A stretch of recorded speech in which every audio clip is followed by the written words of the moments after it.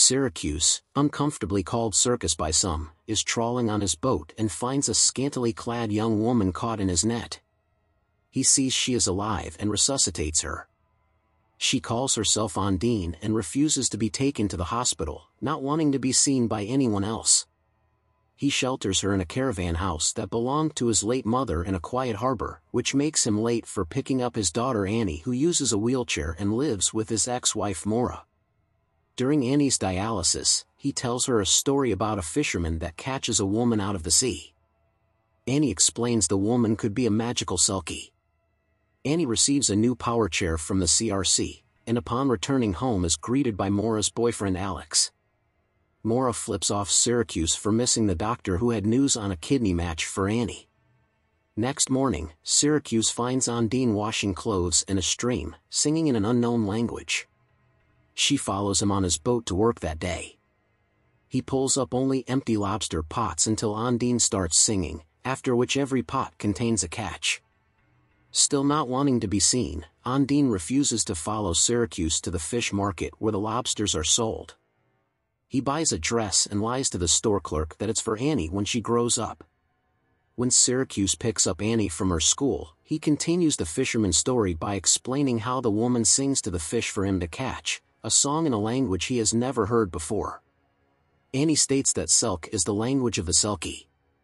Syracuse stammers that his lobsters hear her sing, which makes Annie curious as to whose story this is, and she secretly follows him to the caravan. When Syracuse asks how long she will stay, Ondine says it is up to him. He happily replies forever and happily ever after, like the fairy tale he has been building with Annie, who watches them without being noticed. Annie is seen back home studying all her new library books on seals and selkies.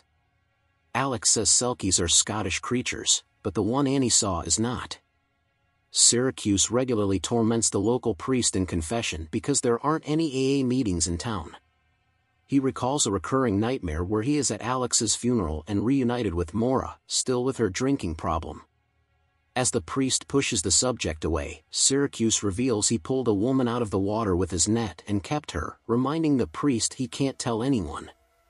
Ondine is shown alone, tidying up the caravan, then tries her new clothing as if the experience was a first, especially when she stretches leggings over one splayed hand so it looks webbed. The next day, Annie sees Ondine swimming and approaches her on the dock.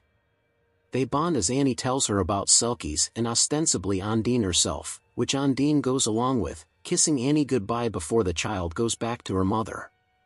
Syracuse goes in the library asking for books about selkies, but discovers that Annie took them all. Annie runs into some neighborhood kids showing off their bicycles and lets one of the kids play with her power chair before it shorts out driving into water. The kids call Annie a spaz and abandon her to push it back home, where she finds Alex drinking beer. As Alex dries out the batteries, Annie asks again about selkies and he tells her they come from his homeland, Outer Hebrides. However, Ondine doesn't speak like him. Syracuse brings Ondine fishing again to steer the tiller, until a fisheries board patrol boat zooms by, causing Ondine to hide. She begins singing again as he is pulling up his net, and finds it filled with a bountiful catch of salmon that doesn't come from trawling. Ondine hides as the patrol boat returns to inspect for prohibited gill netting. The guards find dry gill nets and Ondine hidden in them. Glad that Ondine isn't invisible and that the guards accepted her story about how the fish were caught, he goes into harbor to sell their catch, where everyone stares at Ondine, including a dark-haired man who is looking for her. Syracuse takes her shopping for clothes and run into Annie, who helps her with outfits, as townfolk gawk through the store window eyeing a very pretty Ondine. Later Syracuse wants to pick up Annie for local regatta festivities but Maura says she already left. Ondine gets another surprise visit from Annie, and sees the caravan has been cleaned. Learning that Annie can't swim, they both play in the shallow water, where Ondine finds something that Annie thinks is her seal coat, and they bury it in the greenhouse.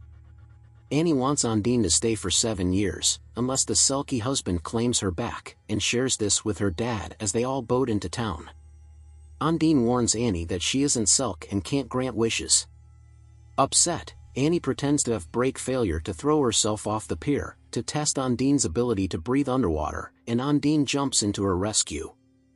They bring Annie back to Maura and Alex, who share with Annie that a man was asking for Ondine. This gives Annie a nightmare about the selkie husband coming.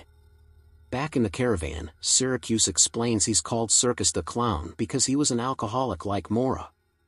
He stopped drinking for Annie, yet custody went to her mother.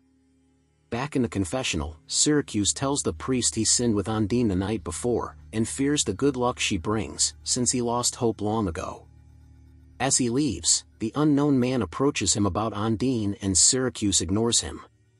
He brings Annie home from dialysis, but she is locked out since Maura and Alex are drinking in a pub.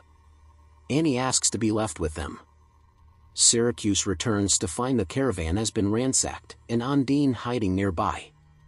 He wants Ondine to stay and asks her to wish the man away, but her only wish is for Annie not to be sick.